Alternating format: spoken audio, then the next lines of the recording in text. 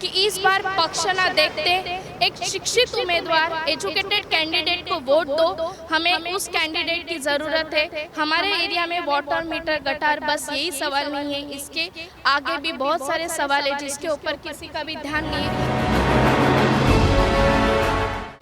नक्कीच जसं तुम्ही म्हणालात की ही खूप मोठी लढाई आहे आणि एक अपक्ष उमेदवार म्हणून जे माझ्यासाठी माझ्यासमोर बलाढ्य पक्ष उभे आहेत आणि तरीसुद्धा ही मी हिम्मत केली आहे, कारण का माझ्या वॉर्डचे वॉटर मीटर गटारपेक्षा पण बरेच प्रश्न आहेत जे प्रश्न वर्षानुवर्ष दुर्लक्षित आहेत, यावर साधे कोणीसुद्धा चर्चा केली नाही। अशा मुद्द्यांना मी हात घालून वॉटर मीटर गटार प्रश्नांसोबतच जे एज्युकेशन आहे, वाढत्या आरोग्याच्या समस्या आहेत, याचे लहान लहान मुलांना हे बळी पडत आहेत, पण यावर कोणाचंही भाष्य नाही आहे। अशा विचारांना मी घेऊन चाललेली आहे, कारण का मी एक MSW झालेली आहे। सोशल वर्कमध्ये माझा 10 वर्षाचा एक्सपिरियन्स आहे आणि या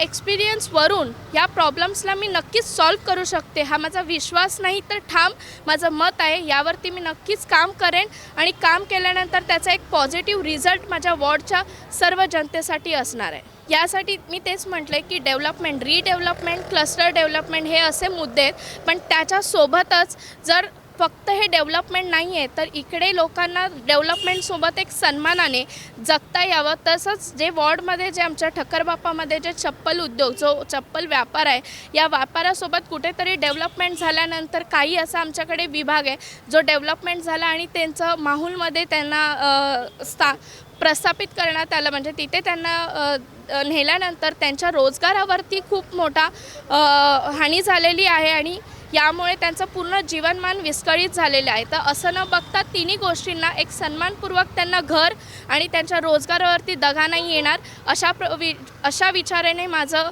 रिडेव्हलपमेंट आणि क्लस्टर डेव्हलपमेंटकडे मी बघते।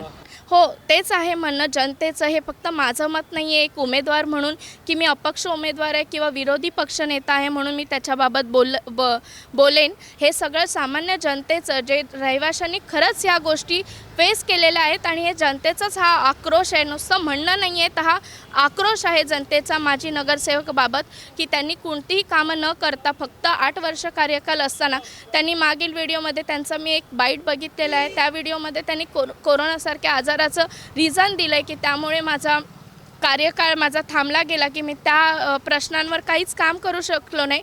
पण खरं तर तीच वेळ होती की ते त्यांच्या कामाची छाप दाखवू शकत होते लोकांना आणि खरं तर त्याच वेळी ज्यावेळी रोजगार बंद होतं आणि सगळे ठक्करबापातले जे महत्त्वाचे जास्त प्रमाणातले जे रहिवासी आहे त्यांचा हा रोजगाराचा प्रश्न आहे आणि त्यावेळीच ते नक्कीच त्यांना मदत करू शकत होते, त्यांच्या ते हातात होतं आणि ते करू शकले असते।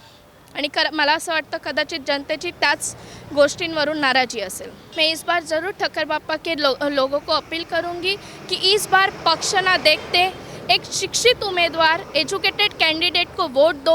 हमें उस कैंडिडेट की ज़रूरत है। हमारे एरिया में वाटर मीटर गटार बस यही सवाल नहीं है, इसके आगे भी बहुत सारे सवाल है जिसके ऊपर किसी का भी ध्यान नहीं है। तो इस बार ज़रूर पक्ष ना देखते एक शिक्षित उम्मीदवार को वोट दो।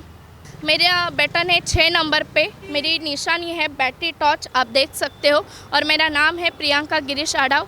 एक अपक्ष उम्मीदवार की तौर पे मैं खड़ी हूँ। CEN न्यूज, देश प्रदेश की ताज़ा तरीन खबरों के लिए CEN न्यूज को सब्सक्राइब करें और रहें पल पल की खबर से हर पल बाखबर।